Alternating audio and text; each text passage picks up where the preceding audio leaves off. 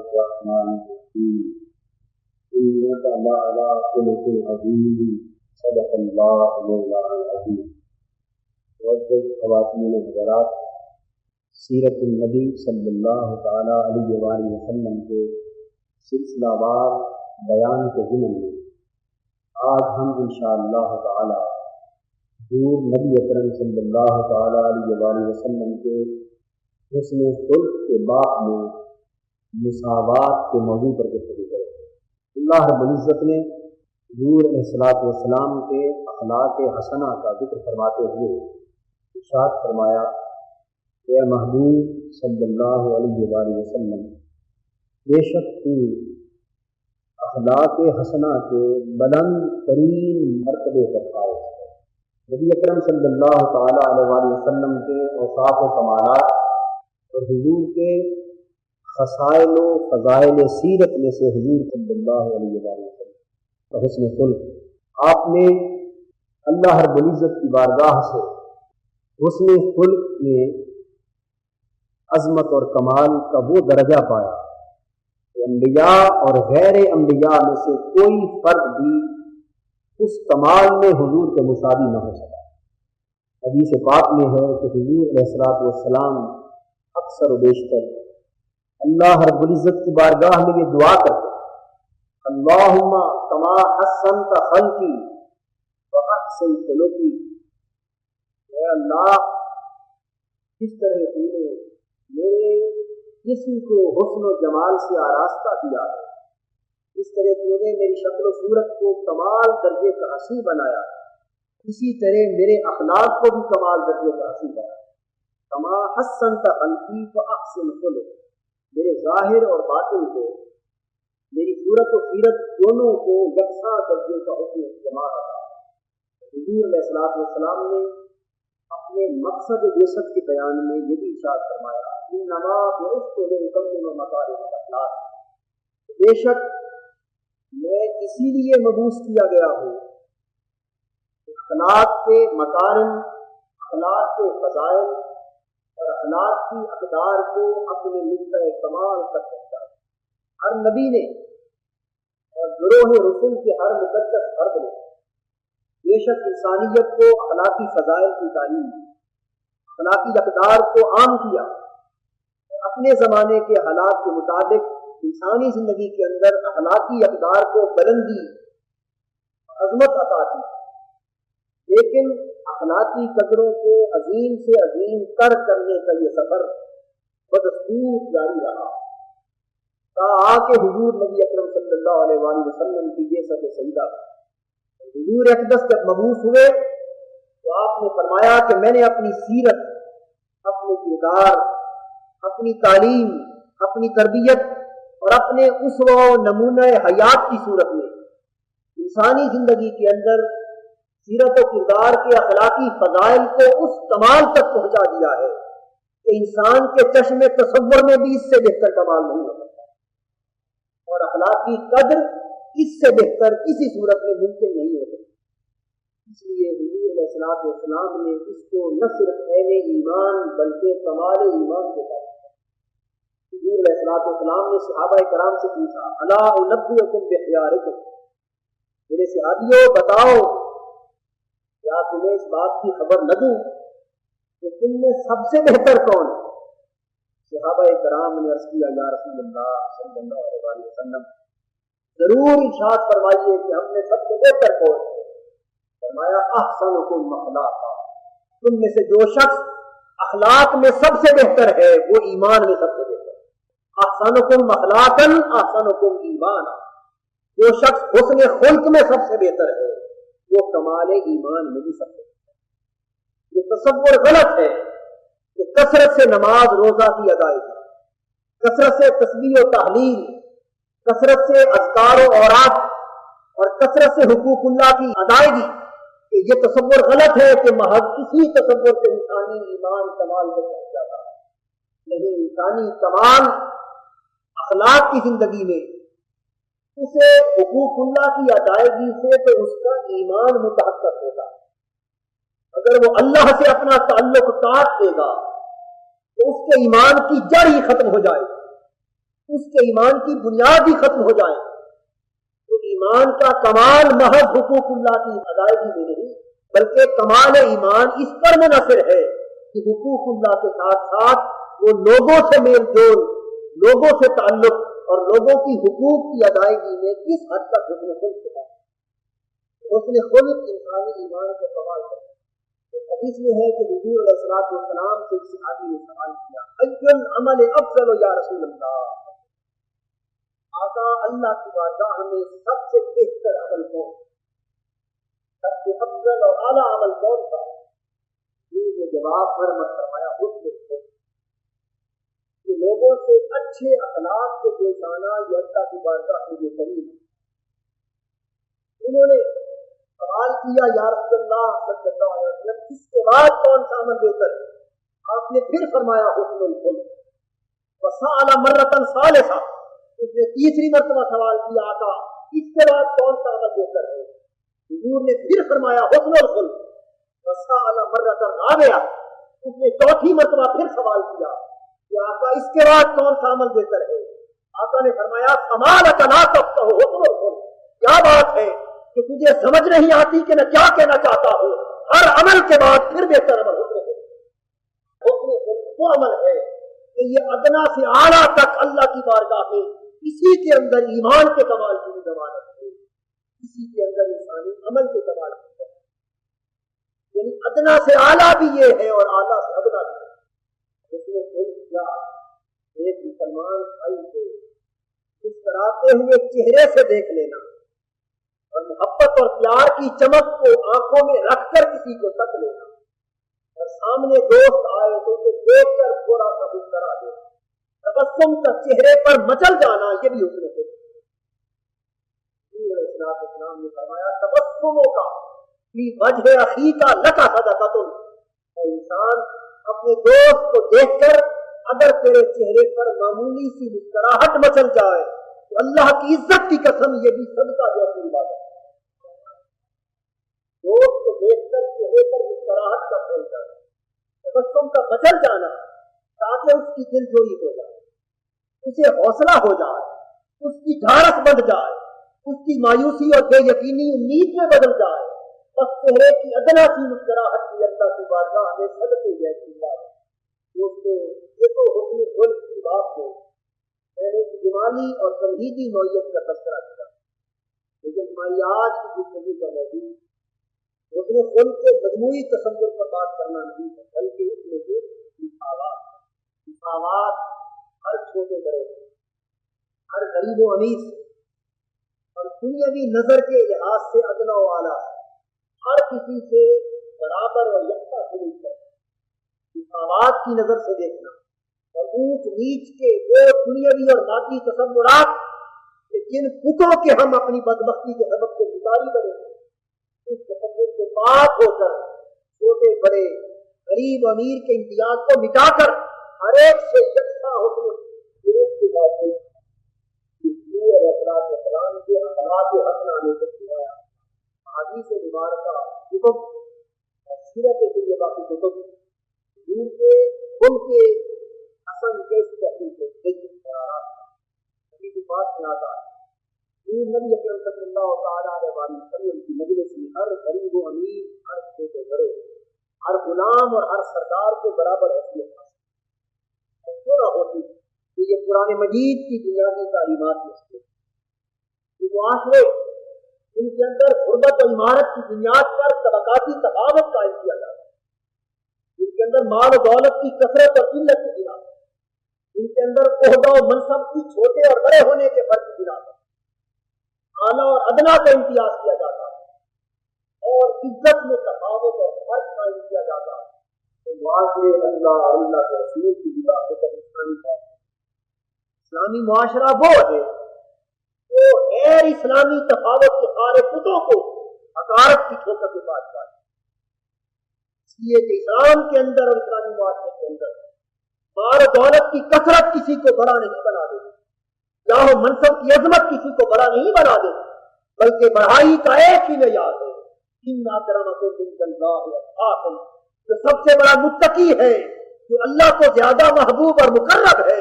وہ معاشرے کا بڑا فرق ہے. جو فاسق و فاجر ہے وہ معاشرے کا چھوٹا ہے. وہ شخص غربت زدہ کیوں نہ ہو, افلاس زدہ کیوں نہ ہو, پاؤں میں پہننے کے لیے جوتی کیوں نہ ملے, اور جیب تن اس نے پھٹے پرانے کپڑے کیوں نہ کر رکھے, لیکن وہ اگر اللہ کی بارگاہ کا مقرر ہے, اللہ کا محبوب بندہ ہے, حقوق اللہ حقوق العباد کے پیمانے پر پورا اترنے والا ہے, اور ایمان اور عمل کے کمال کے زیور سے آراستہ ہے, وہ اس معاشرے کا اعلیٰ ہے. اور وہ شخص جو فسق و فجور کی زندگی میں, اللہ اور اللہ کے رسول کے خلاف بغاوت اور سرکشی کی زندگی میں مبتلا ہے, وہ مال و دولت اور جاہ و منصب کے اعتبار سے بڑھائی کے آخری حد پر کیوں نہ ہو, تو اللہ کی نظر میں چھوٹا ہے.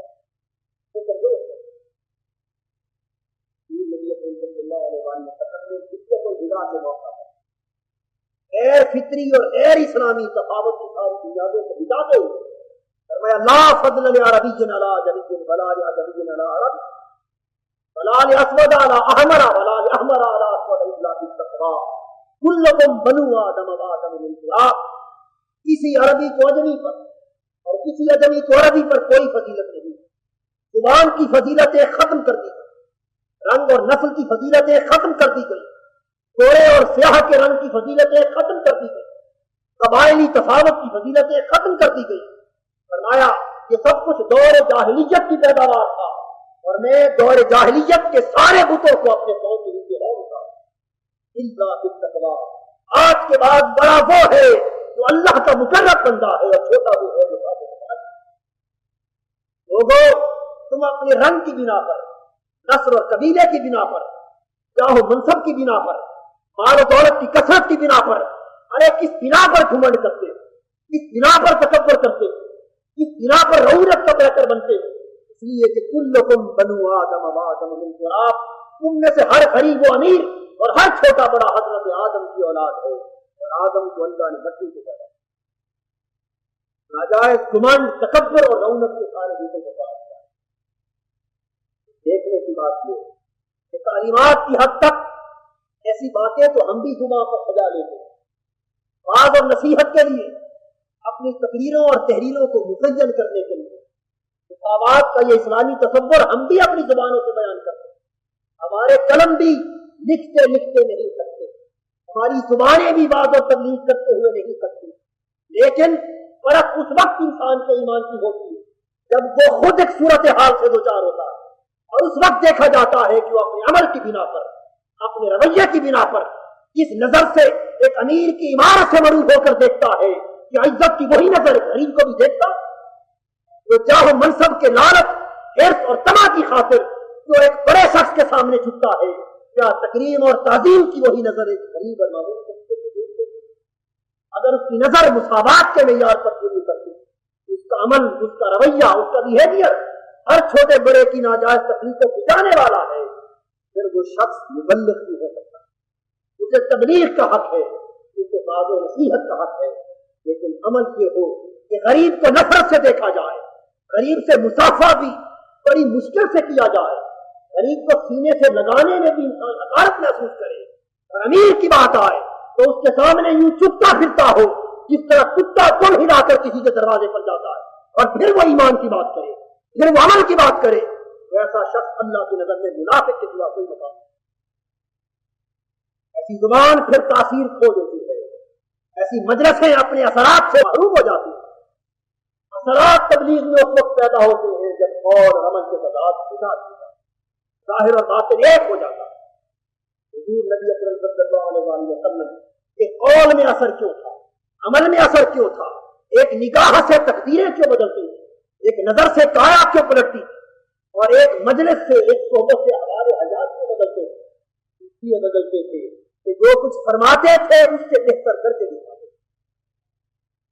ہم جو کچھ کہتے ہیں اس سے کہیں نیچے ہمارا عمل.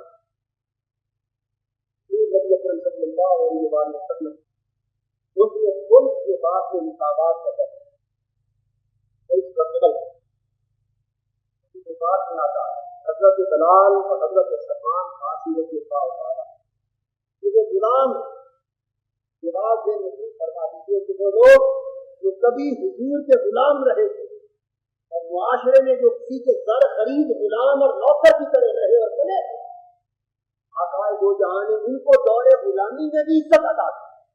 اور جب وہ خرید کر آزاد کر دیے گئے تو ان میں اور سرداران قریش میں گرفتی برابر عزت کا فرق ہو گیا۔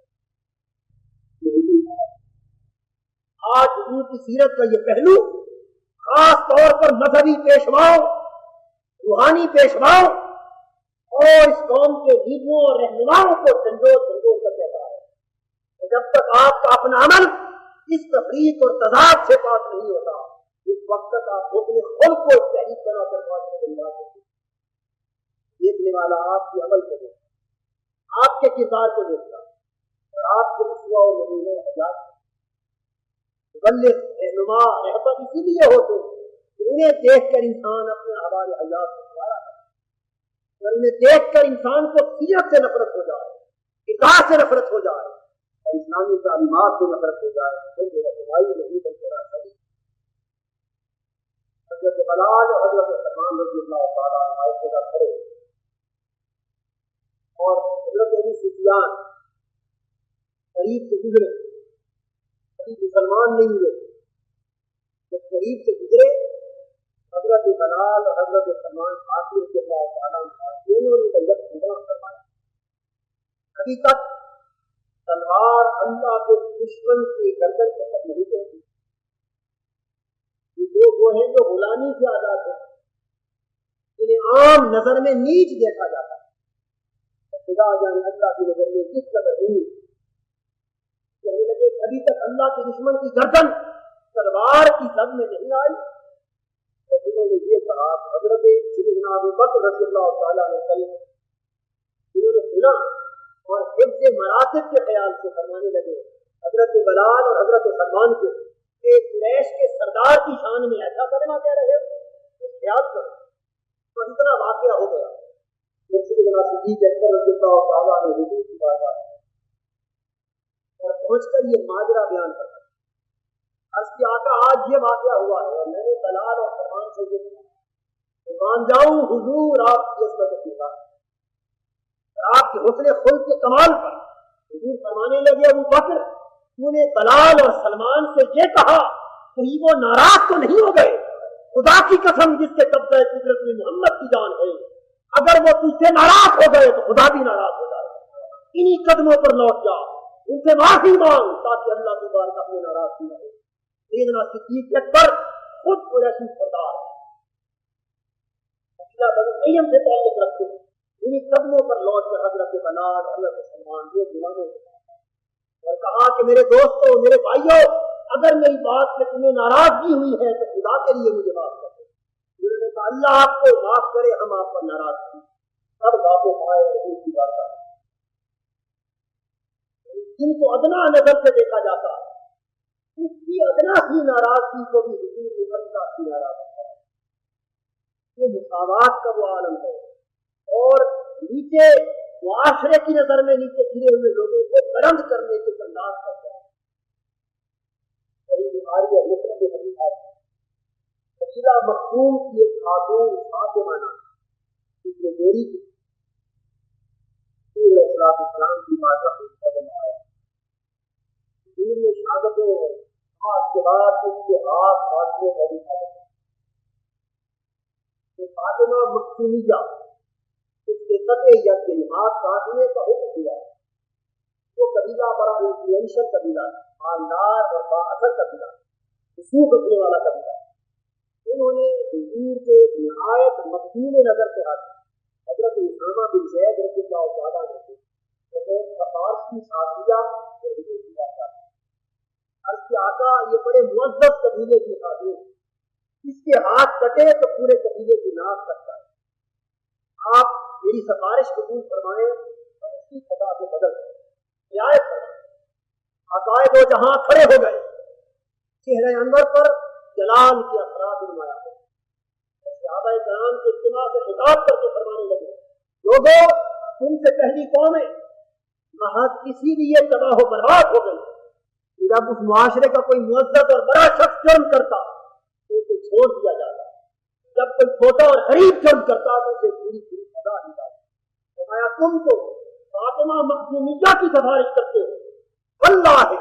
لو كانت فاطمہ بنت محمد لقطعت يدها، مجھے اللہ کی عزت کی قسم اگر فاطمہ بنت محمد کی ہوتی تو میں اس کے ہاتھ قطع کرتا۔ یہ جو آواز تیار ہے، قبیلہ مخزوم کی فاطمہ ہو یا محمد عربی، قانون کی نظر میں دونوں کی حیثیت ہے، یہ قانونی مطابقت ہے۔ حدیث کی کتابیں شاہد ہیں، غزوہ بدر کے بعد غیر مسلم قیدی مسلمانوں کے بچے جو آئے ان میں حضور کے چچا حضرت عباس، یہ اس وقت تک مسلمان نہ ہوئے، ان کو مانگ دیا گیا اور انتخاب ہوا کہ زر فدیہ کو اپنی آزادی کے لیے پیسے کی رقم مسلمانی فوج کے لیے جو اس طرح سے اپنی آزادی حاصل۔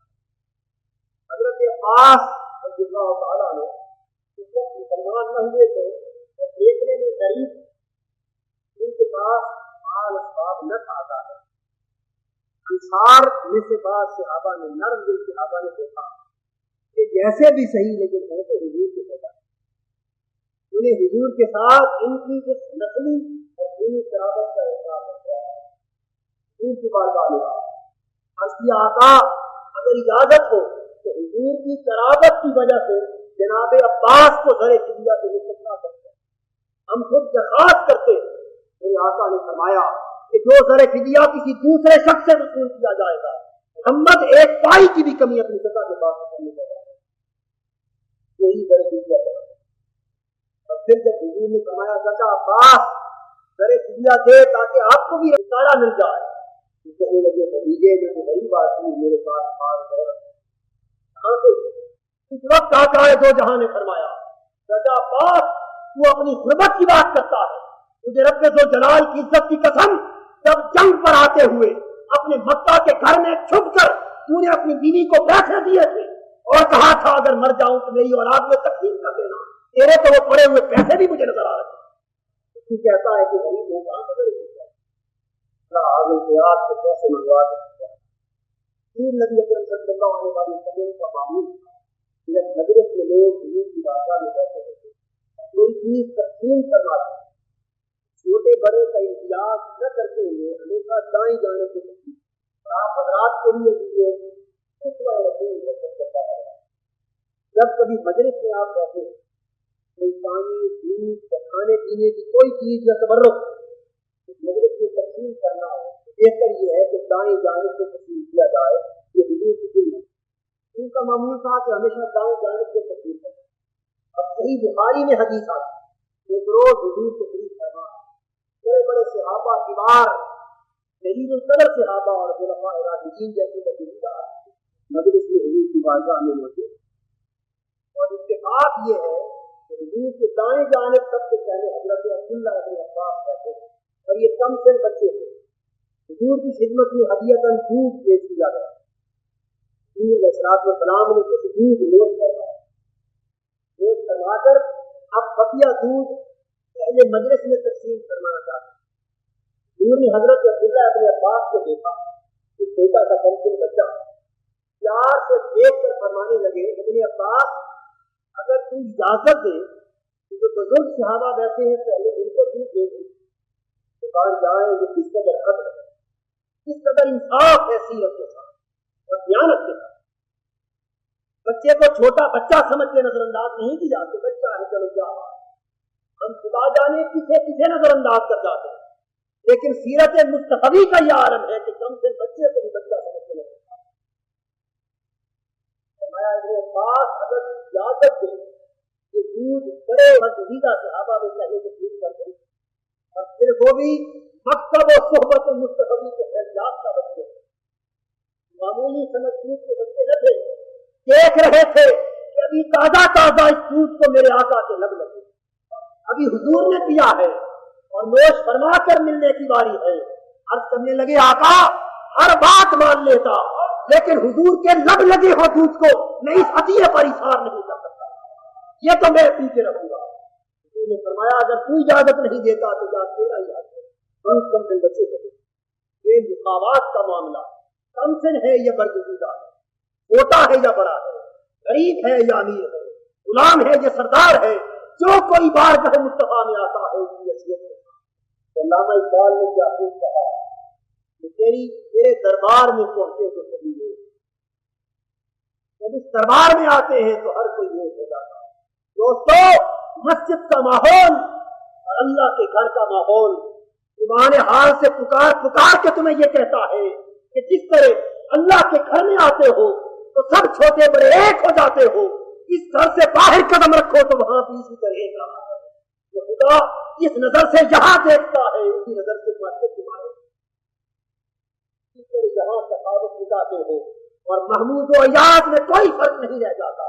اور نوکر و مالک کے کندھے مل جاتے ہیں اور وہاں کوئی کسی سے نفرت نہیں کرتا۔ کاش تمہارے معاشرے کی پوری زندگی کی ماحول ہو جاتا ہے، اس لیے کہ وہ رب جو جہاں ہے وہی رب مسجد کے بعد۔ صحیح بخاری میں ایک اور حدیث آتی ہے، حضرت انس بن مالک رضی اللہ تعالیٰ عنہ روایت کرتے ہیں، فرماتے ہیں کہ ایک روز حضور یہ گھر تشریف تھا، قربان جائیں حضور کی ادا پر حضور کے یہ انداز شفقت سے کہ کبھی کبھی اپنے غلاموں کے گھر تشریف لے جاتے ہیں، ان کی دلجوئی کرتے ہیں۔ حضرت عثمان بن مالک رضی اللہ تعالیٰ حضور کے غریب سے آدمی، اور وہ ضعیف العمری کے باعث ان کی بینائی کمزور ہو گئی۔ جب بینائی کمزور ہوئی تو وہ بادل اور بارش کے دن میں مسجد میں جا کے نماز پڑھنے کے قابل نہ رہے، حضور کی بارگاہ میں آئے۔ کمزور بینائی والے غریب غلام نے عرض کیا، آقا بینائی کمزور ہو چکی ہے، جس دن بادل ہوتے، ذرا سایہ اندھیرا یا بارش ہوتی ہے مسجد نہیں جا سکتا، میں چاہتا ہوں کہ اس دن گھر نماز پڑھ لیا کروں۔ لیکن حضور گھر نماز پڑھنے کی آرزو بھی ہے، لیکن یہ بھی آرزو ہے کہ گھر بھی ایسی نماز پڑھوں کہ مسجد سے مجھے کرے۔ انہوں نے فرمایا عثمان تو کیا چاہتا ہے؟ عرض کیا، آقا میرے گھر قدم انجا فرما دیں، تشریف لائیں اور مصلی بچھا کر میرے گھر کسی جگہ ایک نماز پڑھ لیں، بس جہاں آپ کے قدم لگیں گے اسی مقام کو سجدہ بنا دیں اور میری مسجد وہی ہو۔ صحیح بخاری میں حدیث ہے، حضور نماز فجر کے بعد اپنے غلاموں کے جھرمٹ میں حضرت عثمان بن مالک دروازہ کھٹکھٹایا، آواز آئی، کون؟ فرمایا محمد۔ حضرت عثمان پلکیں زمین پر بچھاتے ہوئے باہر آئے، حضور کے ہاتھ میں مصلی تھا، حدیث پاک میں آتا ہے کھڑے ہو گئے، فرمانے لگے عثمان اس جگہ تو کہے وہی مصلی بچھا کر نماز پڑھو۔ انہوں نے نشان لگایا، آقا یہاں نماز پڑھے۔ حضور نے وہاں نماز پڑھی، پہنچ جائے نماز قیامت تک عثمان کی مسجد، اور وہ مقام مسجد کا آج بھی مدینہ میں ہے۔ وہ سڑک جو مسجد قباء سے اس وقت مدینہ طیبہ کو آتی ہے، وہاں آتے ہوئے راستے میں دائیں جانب حضور کے ننیال کا محلہ،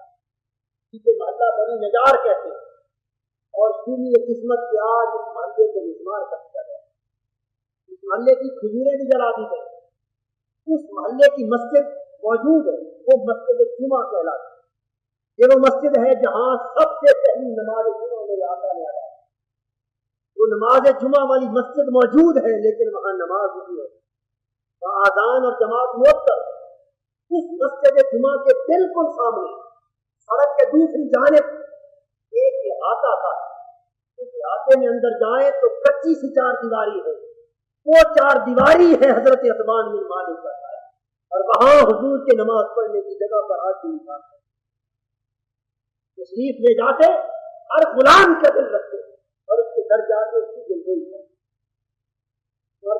تھا کہ یہ حضور کے انداز کریمانہ میں سے تھا کہ غلاموں کے گھر جا کر ان کی دلجوئی کرتے۔ انس بن مالک کہتے کہ حضور کے اسی انداز کریمانہ میں سے یہ شفقت تھی کہ حضور میرے گھر تشریف تھا، اور کہ حضور کے حسن سیرت میں سے دیکھی تھا کہ جس دوست سے بے تکلفی ہوتی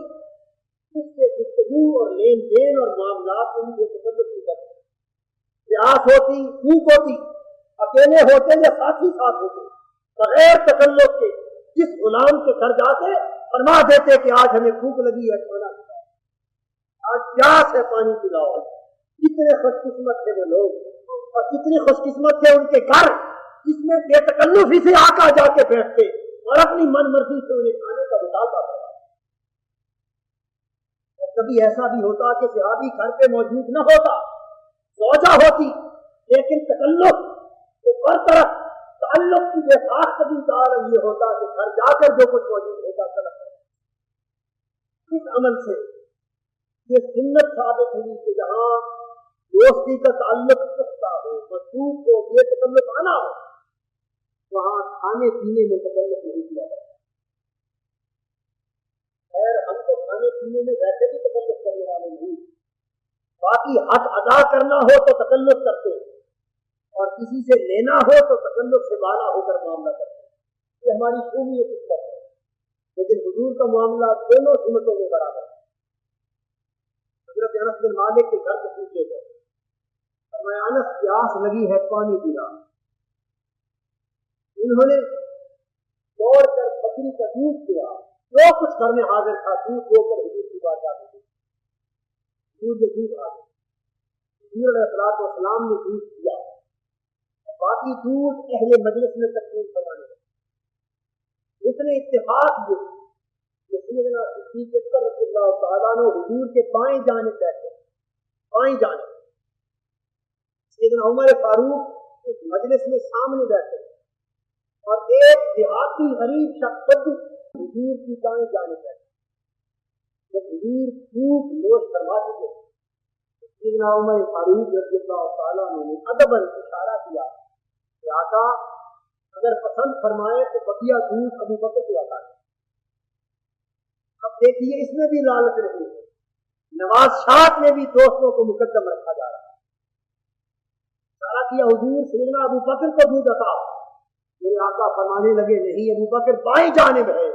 دائیں جانب جو بدو بیٹھا ہے مقدم اس کا۔ اس غریب پھٹے پرانے کپڑوں والے بدو کو ابو بکر اور عمر پر بھی مقدم ہے۔ یہ حضور کا عمل ہے، آواز کا فیصلہ۔ پھر جب صحابہ کرام کے ساتھ مل جل کر سفر کرنا ہوتا، اثر ہوتا، کسی کام میں شریک ہوتے تو برابری کے اصول پر حضور ذمہ داری قبول کرنا، برابر کے شریک ہوتے، برابر کا کام کرتے۔ حدیث کے پاس میں ہے کہ مسجد نبوی کی تعمیر کا وقت آیا، حضور علیہ الصلوۃ والسلام خود تعمیر مسجد میں شریک ہو گئے۔ صحابہ کرام کے ساتھ مل کر حضور پتھر اٹھاتے رہے، اینٹیں اٹھاتے رہے، مسجد نبوی کے لیے لکڑیاں چنتے رہے، گارا اٹھاتے رہے، اور جہاں تک کہ حدیث میں آتا ہے اس قدر مزدوری کی صحابہ 10 بستہ احتجاج کرتے رہے کہ آقا یہ غلام کی حضور تکلیف نہ فرمائے، لیکن پھر بھی کام کرتے رہے،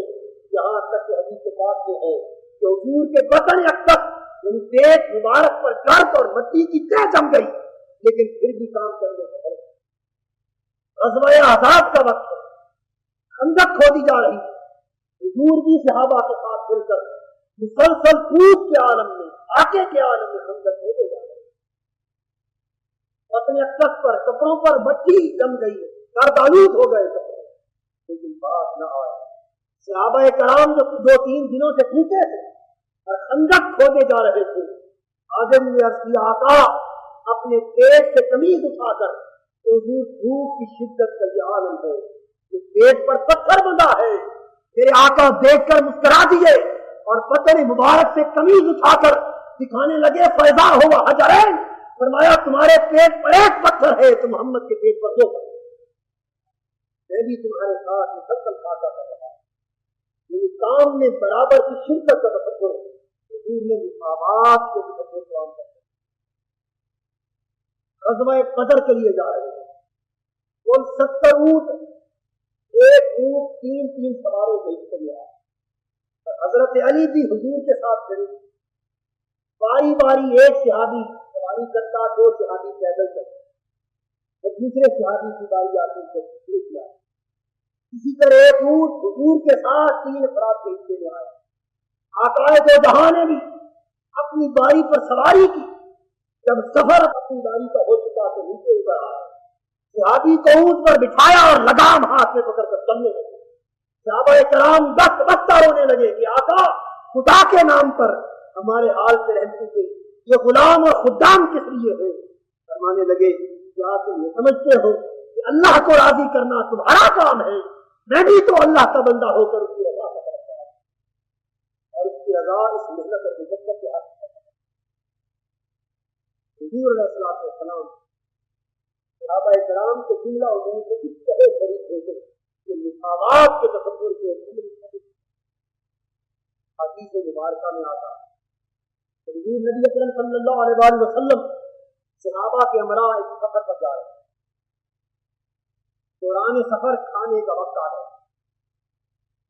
اور کھانا تیار نہ کبھی ہوئی کہ کھانا جلدی تیار کیا جائے. صحابہ کرام نے مختلف کام اپنے ذمہ دے. کسی نے پانی کا کام, کسی نے آٹا بھیجنے کا کام, کسی نے دلیا پکانے کا کام. اور جب ہر کسی نے ایک ایک کام اپنے ذمہ دیا تو آقا جو جہاں صلی اللہ علیہ وسلم نے فرمایا کہ میں جنگل سے لکڑی کاٹ کے لاؤں, یہ کام دے رہے. صحابہ کہنے لگے آقا ہمارے حال پہ رحم فرمائیے, ہم جو موجود ہیں پھر حضور کو تکلیف کی کیا کریں. میرے آقا نے فرمایا کہ میں پسند نہیں کرتا کہ کوئی شخص اپنے ہمراہیوں میں خود کو گستاخ بنائے. اللہ بھی اسے پسند نہیں کرتا جو اپنے ساتھی میں خود گستاخ ہو سکتا. اگر تم نے اپنے دل کام دیا ہے تو یہ کام ہو گیا. حدیث مبارکہ میں آتا ہے کہ حضور علیہ الصلوۃ والسلام غریبوں کی بالخصوص دلجوئی فرمائے, مسکینوں کی, محتاجوں کی, بیوہ عورتوں کی اور غلاموں کی بالخصوص دلجوئی فرماتے. اور ان میں کوئی مریض ہوتا تو بڑے شوق سے حضور عیادت کے لیے تشریف لاتے. ورنہ عیادت کا حق ہر امیر و غریب دونوں کے لیے کرتا ہے. لیکن کوئی غریب اور بے سہارا بیمار ہوتا تو بڑے اہتمام سے جاتے, اس لیے کہ معاشرے اکثر امیروں کی عیادت کے لیے, بڑوں کی عیادت کے لیے اپنے تم و لالچ کی خاطر تو بڑے شوق سے جاتے ہیں. لیکن غریب اور بے سہارا بیمار ہوتا ہے تو خون کی بھی مدد نہیں. وہ کمی جو معاشرے میں رہ جاتی ہے چھوٹے لوگوں کے ساتھ, اس کمی کی تلاش میں حضور اپنے عمل کرتے. جن کے گھروں میں جاتے جو مر جاتا خصوصیت سے تعزیت کرتے, اہتمام سے خود نماز جنازہ پڑھانے کے لیے جاتے. حدیث میں آتا ہے کہ جب حضور کسی غریب کے گھر جاتے, کسی مسکین, محتاج اور بے سہارا لوگوں کے پاس جاتے تو ان سے اس طرح کل مل کر پیار اور محبت کے ساتھ بیٹھ جاتے کہ آنے والا پہچان ہی نہ پاتا کہ آقا کون ہے. ان سے کل مل کے بیٹھ جاتے. کیوں نہ کرتے کہ قرآن نے یہ تعلیم دی تھی فلا تعدوئینا عنہم تريد زینۃ الحیاۃ. میرے محبوب یہ غریب, یہ بے بس و بے کس, یہ چھوٹے, یہ غلام جنہیں معاشرہ حقارت کی نظر سے دیکھتا ہے, جن کے پھٹے پرانے کپڑے, ٹوٹے ہوئے جوتے اور جن کی بے حیثیتی کو دیکھ کر معاشرہ نظر انداز کر دیتا ہے. محبوب اگر یہ تیری بارگاہ میں آئے تو انہیں خصوصی شفقت و اتفاق کے ساتھ دیتا ہے, تاکہ باہر ان کی دل شکنی ہوتی ہے, جب تیری بارگاہ میں آئے تو یہاں کا دل شکنی ہے. فلا تعدوئینا عنہم, جب یہ تیرے پاس آئے. حدیث میں آتا ہے آیت کے دانے نزول میں مفسرین بیان کرتے ہیں کہ مکی زندگی میں حضور کی خدمت میں اولاً دائرہ اسلام سے دور کر کے حلقہ غلامی میں آنے والے غلام غریباً مشہور لوگ. آپ کو یاد ہوگا کہ بیان سیرت کے اوائل میں نے یہ بھی عرض کیا تھا کہ صنعتکار بھی دائرہ اسلام میں اکبر اللہ, تاجر بھی داخل, مشہور بھی, ہر طبقہ زندگی کے افراد شوق سے آ رہے. لیکن جب غریب اور غلام حضور کی بارگاہ میں بیٹھے ہوتے اور سرداران قریش حضور کے پاس آتے تو ان چھوٹے اور غریب لوگوں کو دیکھ کر نفرت بھری نگاہ سے, حقارت بھری نگاہ سے کہتے اے محمد, یہ کمزور اور غلام اور نوکر لوگ اور معاذ اللہ کمینے لوگ تیرے پاس بیٹھے ہیں, بتا ان کے ہوتے ہوئے ہم کیسے طریقے سے بیٹھے. حقارت بھری نظر سے دیکھتے. حضور علیہ الصلوۃ والسلام ان کی بھی دلجوئی کرتے, ان کی بھی کرتے, تاکہ ان کے آنے سے اسلام کو سیاسی طور پر اور مالی طور پر تقویت نصیب ہوگی. رب العزت نے فرمایا میرے محبوب فلا تعدوئینا عنہم تريد زینۃ الحیاۃ الدنیا. یہ سرداران قریش آتے ہیں تو آئے, نہ آتے ہیں تو نہ آئے, لیکن یہ غریب جو تیرے جانشار ہے تیری محبت کی نظر ان سے نہیں ہوتی. ان کی دلجوئی کرتا ہے کہ ان سے نظر کا پھیرنا دنیا کی زینت کی طلب کرنے کے نظر آتا ہے, اور محبوب تیرا دل دنیا کی زینت کی طرف میں واصبر نفسک الذین یدعون ربهم بالغداۃ والعشی یریدون وجہہ. وہ لوگ جو دنیاوی ناطے چھوڑ کر اللہ کی محبت کے رشتے دلوں سے استوار کر رہتے ہیں، جو خدا کے عشق و محبت کی شراب میں مست و خود ہو گئے ہیں، اور جنہیں رب کے مکھڑے سے محبت کے سوا اور کوئی چاہت نہیں رہی، وہ بے شک غریب صحیح، وہ بے شک اہل صفا صحیح، وہ بے شک فقر و فاقہ زدہ صحیح، وہ بے شک پھٹے پرانے کپڑوں والے صحیح، بے شک انہیں تن ڈھانپنے کے لیے چادر ہے جو ٹانگوں پر باندھتے ہیں تو ان پر حصہ ننگا ہوتا ہے، بے شک ان کے پاس دو دن کھانے کو کچھ نہیں ملتا، لیکن محبوب یہ ہے تو اللہ سے محبت کرنے والے ہیں، جب یہ تیرے پاس آ جائیں تو تو اس وقت تک ان کے پاس سے نہ ہل جب تک یہ اس کے چلے نہ جائے، تاکہ تیری بارگاہ میں نہیں سکے۔ صلی اللہ علیہ وسلم کے زمانے میں مدینہ طیبہ کی ایک ہوائی بستی میں ایک غریب عورت، بے سہارا عورت بیمار، حضور اس کی عادت کو تشریف لے گئے اور اس کی حالت کو دیکھ کر اندازہ فرما لیا کہ یہ بچ نہیں سکتی تھی، وہ غریب اور بے سہارا دیکھ کر صحابہ سے فرمانے لگے کہ ان قریب یہ مرنے والی، اور یاد رکھو جب یہ مر جائے تو مجھے اطلاع دینا، اس کا جنازہ پڑھانے کے لیے میں خود جاؤں۔ اور ان کے جنازے کبھی ایسا بھی ہو جاتا تھا کہ کسی اور نے موقع پر پڑھا دیا، لیکن حکم صادق فرمایا کہ اس غریب اور بے سہارا عورت کا جنازہ دے حدیث پاک میں آتا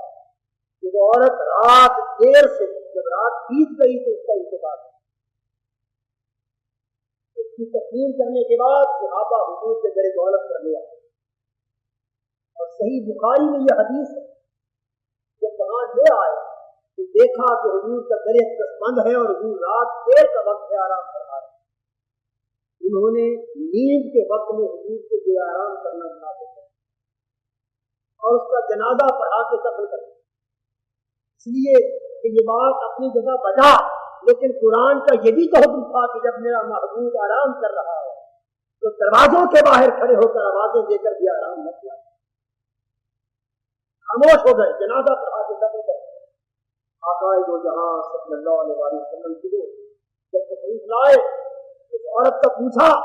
تو پتا چلا کہ اس کا تو جنازہ پڑھا دیا گیا، حضور خفا ہوئے اور سارے صحابہ کی جماعت کو ساتھ لے کر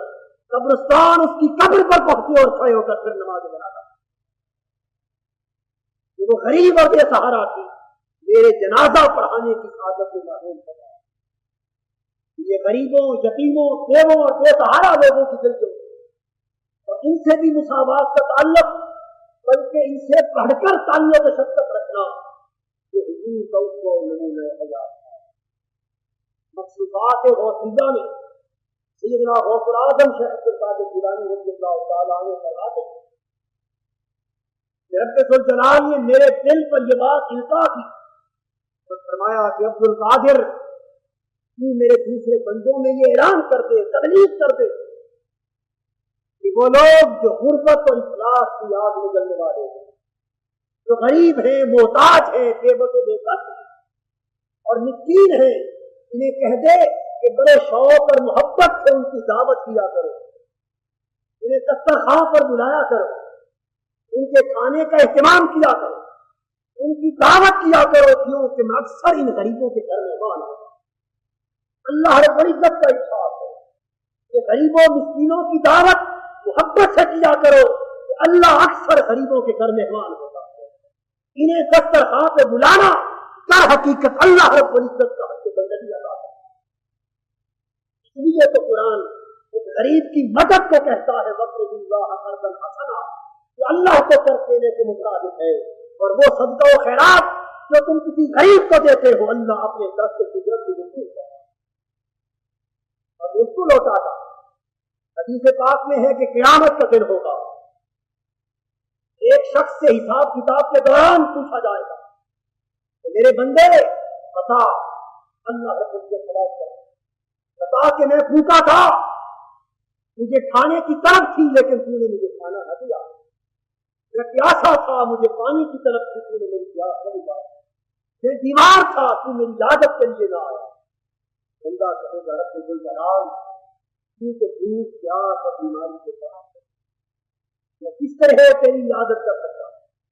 میں کس طرح تیری بھوک اور پیاس کو دور کر سکتا تھا. ارشاد ہوگا نادان بندے تجھے خبر نہیں کہ تیرے علم میں تھا کہ فلاں غریب شخص بھوکا ہے پیاسا ہے, اور اگر مجھے اپنی عزت کی قسم تو اسے کھانا کھلا دیتا تو میں سمجھتا کہ تو نے مجھے کھانا, اسے پانی دے دیتا تو میں سمجھتا کہ مجھے پانی, اس مریض کی عادت کر لیتا تو وہ عادت میری ہو جاتی. یہ فائدہ اور نتیجہ یہ ہے کہ دوسرے دنوں کسی مستحق سے کیا جاتا ہے, اللہ تعالیٰ اسے اپنی بارگاہ میں احسان کا بدلہ کروا ہے, اور الجزاء الاحسان الا الاحسان, اور اس احسان کا بدلہ وہ بھی پھر احسان ہوتا ہے. اللہ تبارک و تعالیٰ ہمیں حسن خلق کے زیور سے آراستہ فرمائے اور مساوات کی حقیقی روح سے مرضی رکھے.